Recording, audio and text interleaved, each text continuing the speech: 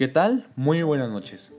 Bienvenidos aquí a un capítulo más del Civil Nocturno, capítulo número 3, donde abarcaremos la historia de Ed Kemper, el asesino de las colegialas, y hablaremos un poco de su niñez, sus primeros asesinatos y cómo este fue capturado. Así que los dejo aquí con el capítulo y sean todos bienvenidos a este canal, el Civil Nocturno. Recuerden darle like al video y suscribirse para más historias. Nacido el 18 de diciembre de 1948 en el estado de California, Burbank, Ed era el hijo de Edmund Kemper II y Claire Stage, y tenía dos hermanas menores.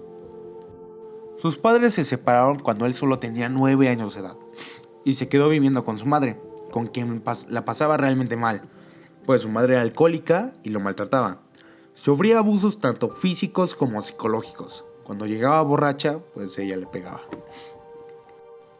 Por otra parte, a Ed no le iba tan mal en la escuela, pues era inteligente y muy buen alumno, aunque muy tímido. Había crecido rápido y mucho, pero su altura rebasaba más a lo de los niños normales a su edad, pues le llevaba 2 cabezas de ventaja al más alto de sus compañeros. En lugar de esta altura llegarlo a favorecer, lo transformó en un blanco constante de burlas a las que él no respondía.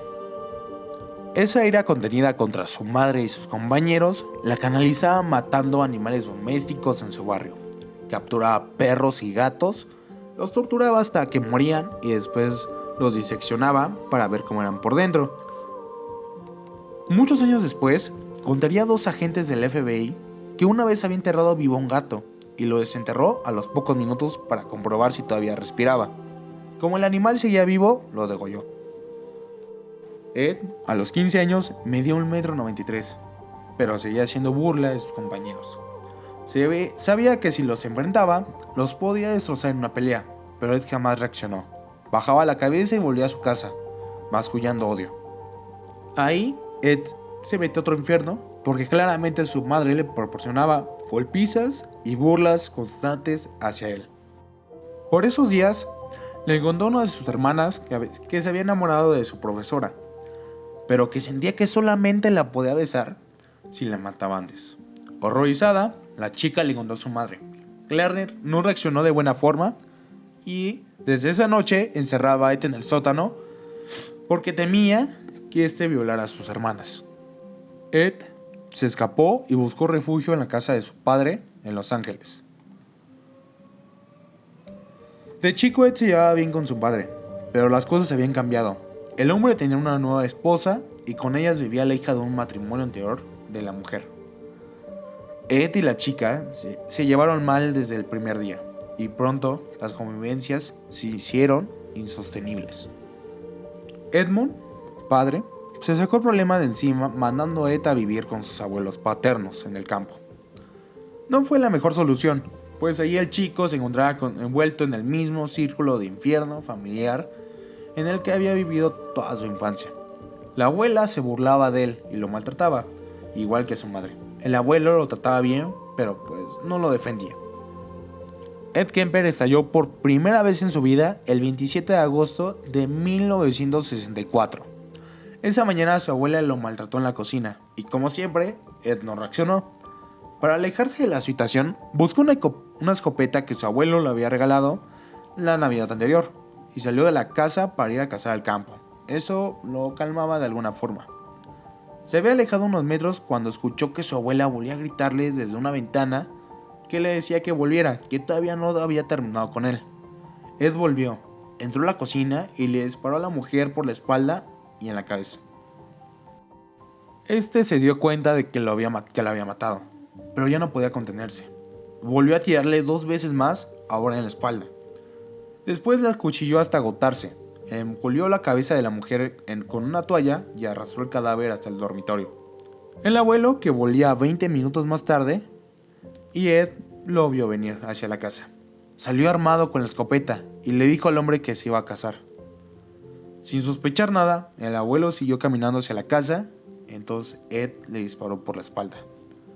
Llevó el cadáver de su abuelo hasta el garage y metódicamente limpió la sangre esparcida por la cocina. Recién entonces se dio cuenta de lo que había hecho y no tuvo mejor idea que llamar a Klarner, su madre, para contarle. La mujer lo trató de idiota y le dijo que llamaría a la policía. Ed obedeció y después de hacer la llamada se sentó a esperar en la escalera de la entrada en la casa. Este solo contaba con 15 años. Ed era menor de edad y parecía un poco trastornado. Le hicieron exámenes psicológicos y con un diagnóstico de esquizofrenia que luego se vería que estaba errado. En lugar de meterlo a la correccional, la justicia lo ordenó internar para que lo trataran en el hospital psiquiátrico de Atascadero, en California. Sorprendidos por el alto test intelectual que tenía el hombre, uno de los psiquiatras de Atascadero pidió que lo asignaran como paciente y pronto como parte del proceso de rehabilitación, y este doctor lo tomó como asistente personal. Allí encontró una llave que le sería muy útil para lograr su libertad. Tuvo acceso a manuales de psiquiatría y protocolos de los médicos para evaluar así a pacientes y los estudió. Con esa información sobre las pruebas, sabía cómo y qué responder cada vez que sometía a un examen, también qué comportamientos debía tener. Empezó a mostrarse más sociable, cordial con los médicos, enfermeros y otros pacientes. Maravillados por los avances que mostraba, en diciembre del 69, cuando Ed cumplió 18 años, su psiquiatra recomendó que le otorgaran la libertad condicional. Hubo colegas que se opusieron, pero como se trataba de su paciente, el doctor tuvo la última palabra. Las condiciones para que este se fuera era que viviera con un familiar, así que Ed le volvió a decir a su madre si lo podría recibir y ella le dijo que sí. Ya en la ciudad de Santa Cruz, donde vivía su madre, durante los 3 años que siguieron, se comportó como un ciudadano ejemplar. Soportó estoicamente el alcoholismo y los maltratos de su madre. Trabajó y hasta participó en actividades solidarias. En diciembre del 72, al cumplir 21 años y lograr la mayoría de edad, sus antecedentes criminales fueron borrados de los registros. Pero Ed Kemper ya había vuelto a empezar, aunque nadie lo sabía. Con el fruto de su trabajo, Ed se había comprado un auto y solía llevar a su madre a su empleo en la Universidad de Stanford, California. Eso lo había hecho acreedor de un pase para entrar al campus y un autoadhesivo para pegar en el vehículo. Por esa razón, las estudiantes hacían dedo, o sea, que pedían un ride, para que las pudiera acercar al campus. Pero ellas no imaginaban que el conductor que las estaba llevando hacia la universidad era un asesino, ni que había instalado un cierre automático a las puertas del auto para que no pudieran escapar. Su primer asesinato lo cometió el 7 de mayo del 72. Ese día le pidieron ride y con eso firmaron sus sentencias de muerte. Marian Pesce y Anita Lucchesi, dos estudiantes de 18 años, aterrorizadas sin poder reaccionar. Las chicas vieron cómo el hombre, corpulento y aparentemente bonachón, que se había ofrecido a acercarlas al campus, no las llevaba a la universidad, sino que las metió en un bosque.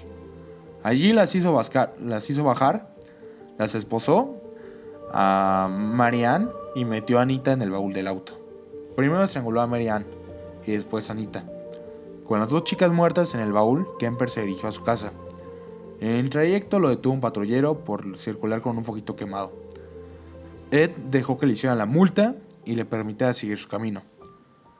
Sabía que su madre no volvería hasta la noche. En la casa vacía, desnudó y fotografió a las chicas muertas en diferentes posiciones. Después violó los cadáveres y finalmente descuartizó los cuerpos en la bañera.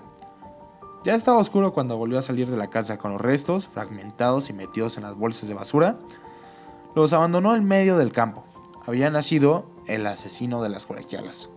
Entre septiembre del 72 y abril del 73, Ed Kemper violó y asesinó a otras 4 estudiantes: Aiko Koo, de 15 años, Cindy Scal, de 19, Rosalind Thorpe, de 23, y Alice Liu, de 21. Aiko Koo no iba a la universidad, sino que esperaba el ómnibus para ir a una clase de baile. Cuando a la tarde del 14 de septiembre, Kemper se ofreció a acercarla en su auto. Este la llevó al bosque, donde la violó antes de asfixiarla y después cargó el cadáver al baúl de su coche. Así la llevó a su casa, donde la sometió al mismo tratamiento que había preparado con las 2 víctimas anteriores. Volvió a la carga el 7 de enero del 73, cuando Cindy Hall le pidió raid. Esta vez, después de violar a su víctima, Kemper la mató con 2 tiros de pistola. Llevó el cadáver a su casa para repetir el mismo modus operandi, pero al llegar comprobó que su madre estaba demasiado borracha y no había ido a trabajar esa tarde. Escondió el cuerpo en su armario y esperó al día siguiente para descuartizarla. Después de eso, tiró las bolsas con los restos desde un acantilado, pero decidió guardar la cabeza de Cindy y la enterró en el jardín. El 5 de febrero volvió a cometer un doble crimen, en el mismo bosque y con igual método. Las mató a tiros, las llevó a su casa, las violó, ya muertas, las descuartizó y desechó los restos en bolsas de basura. Pero entonces la policía ya buscaba desesperadamente al asesino de las colegialas, pero no tenía ninguna pista. Ed Kemper era demasiado cuidadoso, actuaba con sigilo y cuando descuartizaba los cadáveres retiraba las balas que había usado para que no se pudiera identificar el arma. Parecía que nunca lo iban a descubrir. El 20 de abril de 1973, Ed Kemper dormía cuando su madre llegó después de una fiesta. La mujer estaba tan borracha que tiraba todo tipo de objetos a su paso, haciendo demasiado ruido.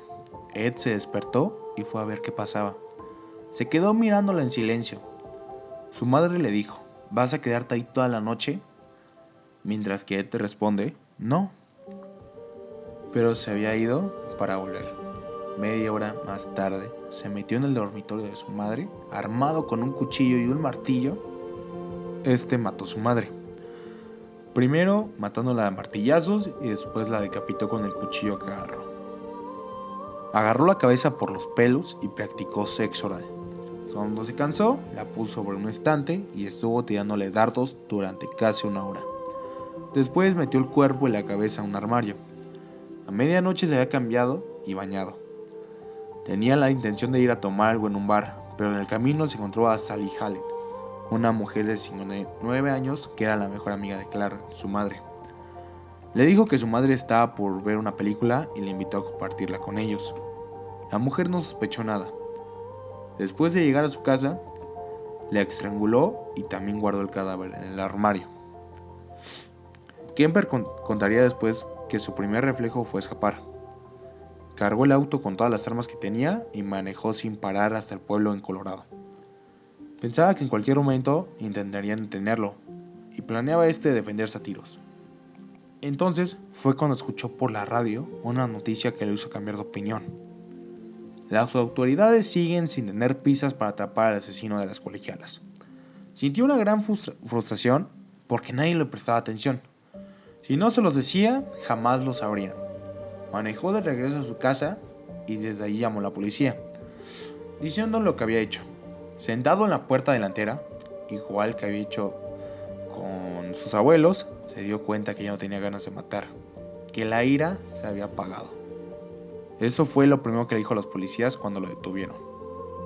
Si Ed Kemper quería fama, la obtuvo, más allá de todas sus expectativas con la confesión de sus crímenes. No omitió ninguno y dio todos los detalles. En el juicio realizado ese mismo año, pidió que lo condenaran a muerte, pero esa pena estaba suspendida desde el año anterior en el estado de California, de modo que el tribunal le tiró por la cabeza 8 condenas de cadena perpetua, una por cada uno de sus crímenes, sin contar la de sus abuelos. En la cárcel, Ed Kemper decidió suicidarse 2 veces, pero después de fallar decidió comportarse como lo había hecho en el pasado durante su internación en el hospital psiquiátrico. Esta vez no sedujo a un psiquiatra, sino a los perfiladores del FBI, que comenzaron a consultarlo para que los ayudara a resolver casos de asesinos en serie. Claro, con mucho gusto, Ed Kemper colaboró con ellos. Sus sangrientas andanzas fueron contadas en 7 libros, con cuyos autores también colaboró, y sus trabajos como consultor del FBI dieron lugar a varios capítulos de la serie Manhunter. Hoy en día Kemper, con 75 años de edad recién cumplidos, se encuentra en la cárcel estatal de Baca Valley, California, siendo uno de los asesinos más brutales que se han conocido en la historia de Estados Unidos. Esto fue todo por ese capítulo.